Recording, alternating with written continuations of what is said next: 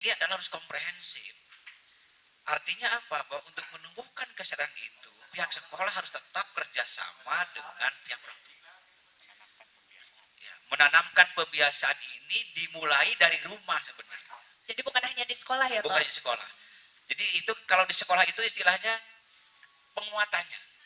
Jadi ini sekaligus saya juga barangkali dalam konteks ini menghimbau kepada Bapak Ibu orang tua siswa yang telah diterima di sini, mari kita membangun sebuah kolaborasi kerjasama bagaimana siswa ini bisa tumbuh kesadarannya, bisa sekolah dengan semangat dan didorong oleh ibu bapaknya di rumah. Karena tanpa dorongan dari ibu bapaknya di rumah, itu bullshit.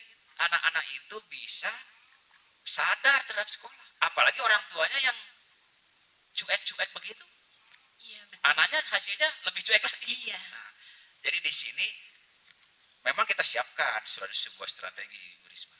Artinya gini, di sekolah kan ada pelajaran agama, ada PKN, ada budi pekerti, ada tentatif. Itu semuanya memang untuk menumbuhkan kesadaran. Semuanya untuk menumbuhkan. Tapi yang inti itu dari intrinsik, dari dirinya sendiri. Nah, dirinya sendiri tumbuh karena pembiasaan di rumahnya. Jadi kalau di rumah sudah terbiasa disiplin, jadi di sekolah itu dia sudah terbiasa, jadi lebih mudah mungkin ya, Pak? Oke sekali. Lebih mudah di sekolah itu. Nah itu. Begitu bukan kurang lebih. Iya, siap, Bapak. Seperti halnya siswa-siswi itu memiliki karakter masing-masing, seperti koin, kan Pak ada dua sisi ya. Oh iya betul. Kita tidak hanya berfokus pada siswi yang melanggar saja.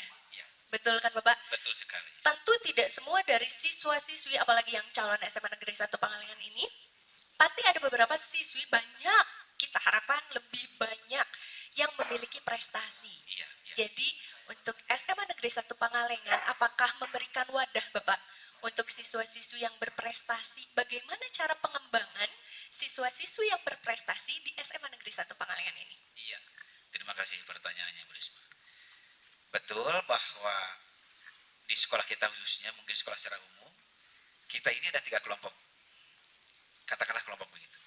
Ada kelompok siswa yang memiliki prestasi akademis non-akademis kelas bawah, ada kelompok kelas menengah, dan ada kelompok kelas atas.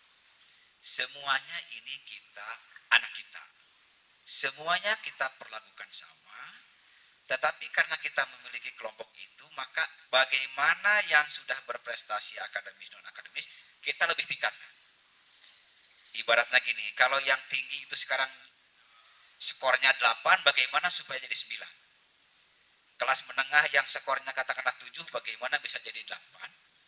Dan jika kelompok rendah skornya 6, bagaimana bisa menjadi 7? Itu konsep SMA Pangalengan. Contoh, anak-anak yang memiliki prestasi akademis tinggi, maka kita kelompokkan dengan yang disebut, ada di kita itu kelompok unggulan, gitu ya. Istilahnya kelompok unggulan. Oh, ada kelompok unggulan. Kelompok unggulan. Tahun ini akan diadakan lagi kelompok unggulan, agar yang unggul tetap unggul, maksudnya. Yang menengah menjadi unggul, dan yang rendah juga menjadi unggul. Jadi sebagai motivasi mungkin ya Pak? Sebagai motivasi, ya. Dan nanti di dalam kelompok unggulan itu, mungkin nanti ada seleksi yang dikategorikan unggul pertama tapi tidak unggul, maka dia turun dan naik yang unggul dari reguler. Jadi seperti sistem eliminasi kan Sistem Bapak? eliminasi. Ya, jadi harus tetap mempertahankan meskipun sudah di kelas unggul mungkin Bapak tidak seenaknya gitu, santai. Ketika prestasinya turun maka bisa digantikan dengan siswa yang lain. Jadi harus itu, tetap semangat. Tetap salah satunya itu. Kemudian dari sisi non akademis, ini untuk mewadahi anak-anak kita yang memiliki prestasi non akademis, kita wadahi dengan ekstrakurikuler yang luar biasa semua Pangalengan. Ada banyak ya Pak?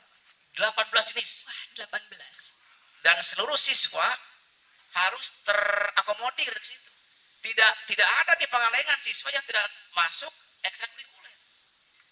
Apa keunggulannya Bu Risma kalau anak-anak masuk ke ekstrakurikuler?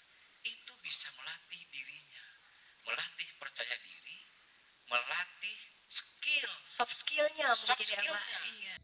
Dan yang luar biasa Bu Risma, pada tahun yang lalu ya, kalau tahun ini tidak ada yang masuk itu. Tapi 2 tahun yang lalu anak Pangalengan itu bisa menjebol kedokteran Unpad.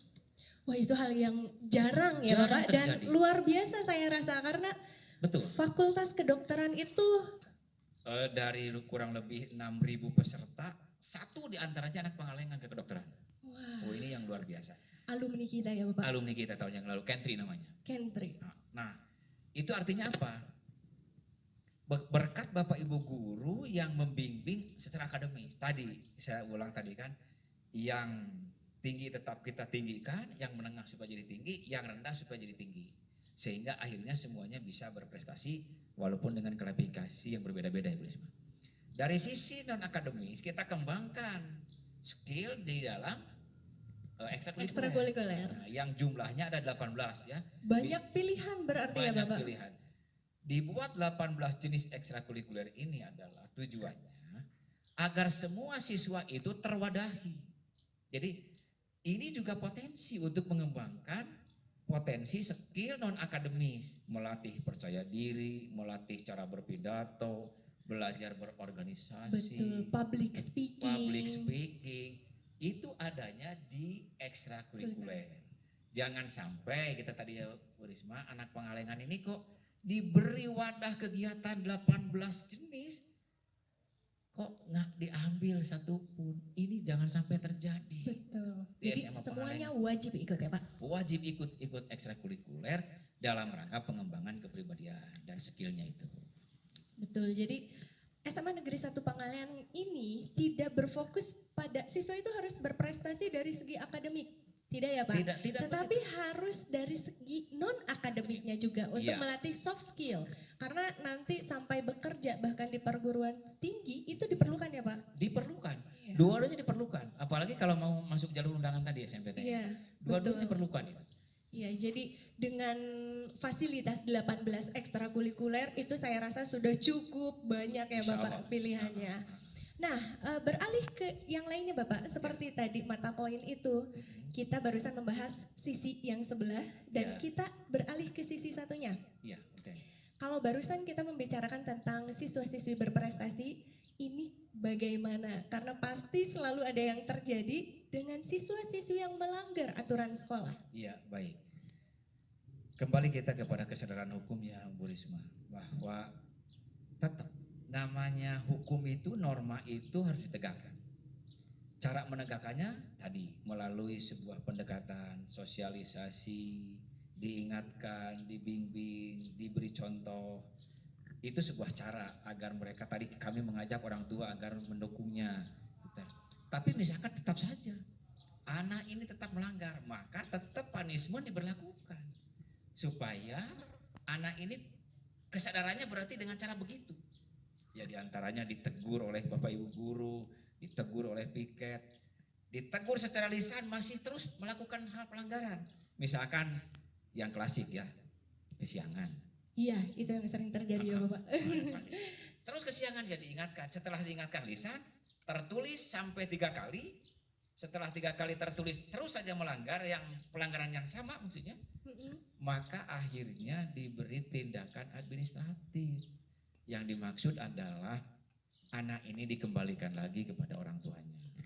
Ini Dengan tindakan terakhir. Terakhir ya Pak, dengan proses yang sudah dilalui panjang, anak ini tidak ada perubahan setelah diingatkan, diproses, Iya. maka itu adalah pilihan terakhir. Pilihan terakhirnya dikembalikan kepada orang tua karena sudah melanggar aturan persekolahan yang ditetapkan oleh Kementerian Pendidikan dan Kebudayaan.